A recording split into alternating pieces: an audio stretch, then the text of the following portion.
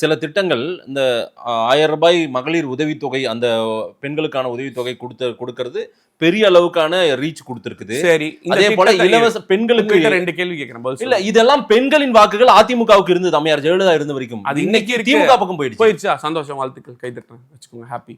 நான் கேள்வி மட்டும் கேட்டுறேன். என்னன்னா இன்னைக்கு நீங்க சொல்ற அந்த ரூ. 1000 மகளிர் உதவித்தொகை அது என்ன சொன்னாங்க? தேர்தல் வாக்குறுதியில் கொடுத்தாங்க. நாங்க வந்தோம் முதல் கையெழுத்து போட்டு உடனே பண்றேன்னு சொன்னாங்களா இல்லையா?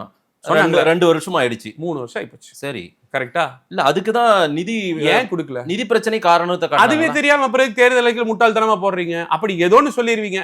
வேலை வாங்குறக்கா இப்ப வந்து நீங்க வேலை கிடைக்கிறீங்க, நீங்க ஒரு சாஃப்ட்வேர் இன்ஜினியர். ஆமா சார். தெரியுமா? தெரியும் சார். கோடிங் தெரியுமா? தெரியும் சார். எல்லாமே தெரியும் சார். ஓகே, வேலைக்கு வந்து உட்கார்ந்தோன்னு சார் தெரியாது சார். இன்டர்வியூல எல்லாம் சொன்னீங்கப்பா. தெரியாது. அந்த மாதிரி திட்டங்கள், பல திட்டங்கள் வந்து நம்ம கொடுக்காம விட்டுருக்கோம். எல்லாம் வீட்டுக்கு ஒரு செல்போனா ஏதோ சொன்னீங்க. ஆமா, அதெல்லாம் கொடுத்து முடிச்சதா ஏடிஎம்கேல? நாங்க எத்தனை பர்சன்டேஜ் ஒவ்வொருத்தரும், இது நீங்க சொல்ற இதே விஷயம் அதிமுக ஆட்சியில மொத்த தேர்தல் அறிக்கையில எத்தனை திட்டங்கள் வந்து எத்தனை சதவீதம் கொடுக்கலன்னு பார்ப்போம். திமுக மொத்தம் எத்தனை வந்திருக்கு, எத்தனை சதவீதம் முடிஞ்சிருச்சு? 99% மேல முடிஞ்சிருச்சுன்றாரு.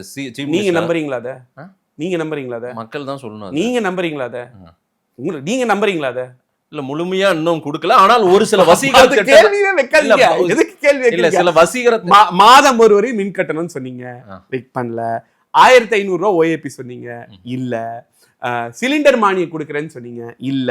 பெட்ரோல் டீசல் விலை சொன்ன அளவு இன்னும் குறைக்கல. இருக்கிற திட்டங்கள் நிறுத்திட்டு வந்திருக்கீங்க.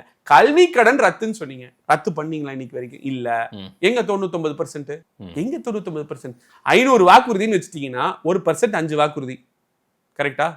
இப்பவே நான் 5-6 சொல்லிட்டேன். இப்பவே 1% இல்ல. அப்ப 99 போயிருச்சுல கீழே. எதுவும் பண்ணலீங்க மாதிரி சும்மா சொல்லலாம், எது வேணா பண்ணிக்கிறோம், இது பண்ணிக்கிறோம்னு சொல்லிட்டு. எந்த திட்டம் பண்ணாலும் ஒரு தொலைநோக்கு பார்வை இருக்கணும். இந்த திட்டம் இன்னைக்கு பண்றோம் அப்படின்னா அது ஹெல்ப்ஃபுல்லா இருக்கும். ஒரு எடுத்துக்காட்டுக்கு திமுக ஆட்சியில பெண்களுக்கு பாதுகாப்பு இல்லை, என்னால் உறுதியா சொல்ல முடியும். பெண்களுக்கு பாதுகாப்பு இல்லைன்னா பெண்கள் பாதுகாப்புக்குன்னு சொல்லி 75 கோடி வந்து பட்ஜெட்ல ஒதுக்கியிருக்காங்க. போன பட்ஜெட்ல என்ன பண்ணியிருக்கீங்க? இதுவரைக்கும் என்ன பண்ணிருக்கீங்க பெண்கள் பாதுகாப்புக்கு? நான் வந்து சில தரவுகள் வந்து உங்களுக்கு கண்டிப்பா முன்வைக்கணும் அப்படின்னு நினைக்கிறேன். ஏன்னா ஒரு குழந்தையே பெத்து வளர்த்தெடுக்கிறதுங்கிறது ஒரு தாய்க்கு சாதாரண விஷயம் கிடையாது. தன் உயிரையே கொடுத்தா ஒரு தாய் ஒரு குழந்தை பெற்றெடுக்கிறான். சாதாரண விஷயம் கிடையாது. உயிர் போய் உயிர் வர்றதுதான் அது ஒரு மிரக்கிள். ஏன்னா நம்ம கடவுள்லாம் பார்த்ததில்லை கண்ணில். ஒரு உயிரை நம்ம கண்ணு முன்னாடி உருவாக்கக்கூடிய சக்தி படைத்தவள் ஒரு பெண். அந்த பெண் இன்னொரு உயிரை நம்ம கொடுக்குறோம். அந்த பெண்ணுக்கு பாதுகாப்பு கொடுக்கறதுக்கு துப்பு இல்லைன்னா எந்த அரசாங்கம் இந்த உலகத்தில் இருக்கிறதுக்கு வேஸ்ட். அடிப்படையா அரசாங்கமே வேஸ்ட்டுங்கிற